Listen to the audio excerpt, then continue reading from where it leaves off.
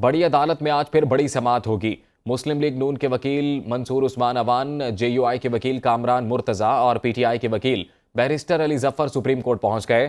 Supreme court میں case پر 4 اہم سوالات اٹھائے گئے۔ کیا اسمبلیاں قانونی طور پر تحلیل ہوئیں؟ کیا وجوہات کے بغیر تحلیل کی اسمبلیاں دوبارہ بحال ہو سکتی ہیں؟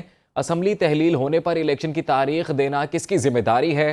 کیا وزیر اعلیٰ سیاسی جماعت کے سربراہ کی ہدایات پر عمل کرنے کا پابند ہے؟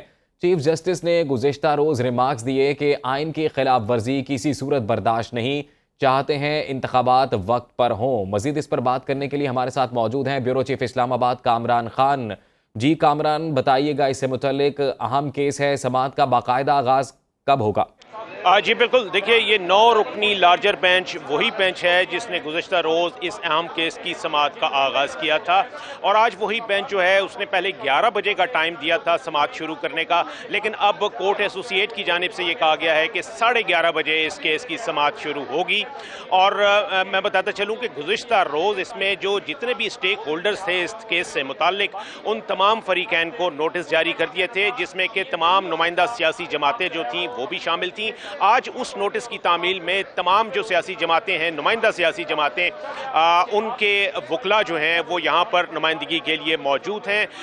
پاکستان تحریک انصاف کی جانب سے علی ظفر اور فیصل چودھری ایڈوکیٹ جو ہیں وہ نمائندگی کریں گے۔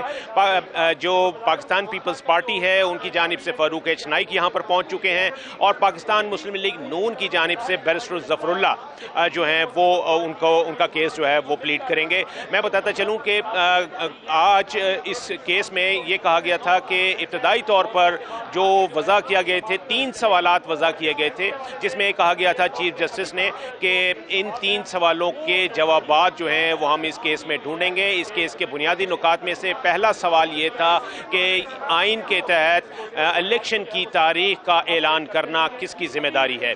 دوسرا سوال یہ تھا کہ اس کا طریقہ کار کیا ہوگا، یعنی کیا یہ مشاورتی عمل کا نتیجہ ہوگا یا آئین اور قانون کے تحت یہ کس فارمیٹ میں اس تاریخ کا اعلان ہوگا۔ اور تیسرا سوال یہ تھا کہ اس میں اس سارے عمل میں یعنی الیکشن کرانے کے عمل میں وفاق اور صوبوں کا کیا کردار ہوگا، کیونکہ ہم نے دیکھا کہ وفاق کی جانب سے اور کچھ صوبوں کی جانب سے اس تاریخ کو دینے سے گریز کیا گیا، اور خاص طور پر جو سیکیورٹی کے معاملات تھے اور الیکشن کے اخراجات کے معاملات تھے ان کے اوپر جو ہے وہ یہ کہا گیا کہ یہ اویلیبلٹی نہیں ہے، الیکشن کمیشن کو اس کی جو ہے یقین دہانی نہیں کروائی گئی تھی۔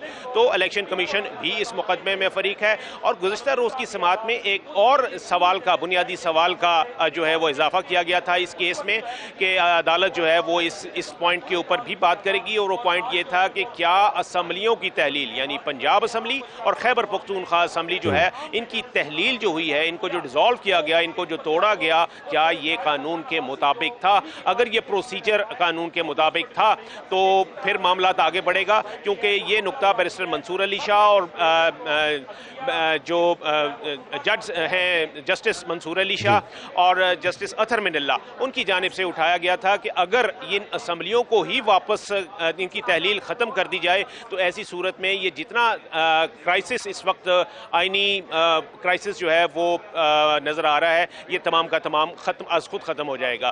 تو انتہائی اہم نقطہ ہے جس پر آج یقینی طور پر بات ہوگی۔ اس کے علاوہ جن ججز پر کل اعتراضات تھے اور جن کی جانب سے کچھ اعتراضات آئے تھے، شاید آج اس حوالے سے بھی بینچ میں اس چیز کو جو ہے اس نقطے کو اجاگر کیا جائے، کیونکہ گزشتہ روز بھی ہم نے دیکھا کہ ایک پارٹی کی جانب سے ایک عوامی جلسے میں کچھ جج صاحبان کی تصاویر جو ہیں وہ دکھائی گئی تھیں۔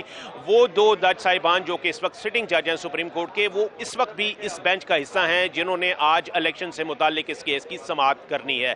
وہ دونوں جج صاحبان جو ہیں جن کی تصاویر کل منظر عام پر ایک جلسہ عام میں لائی گئی، ان کو تنقید کا نشانہ بنایا گیا تھا، تو وہ دونوں جج صاحبان جو ہیں وہ اس بینچ میں شامل ہیں۔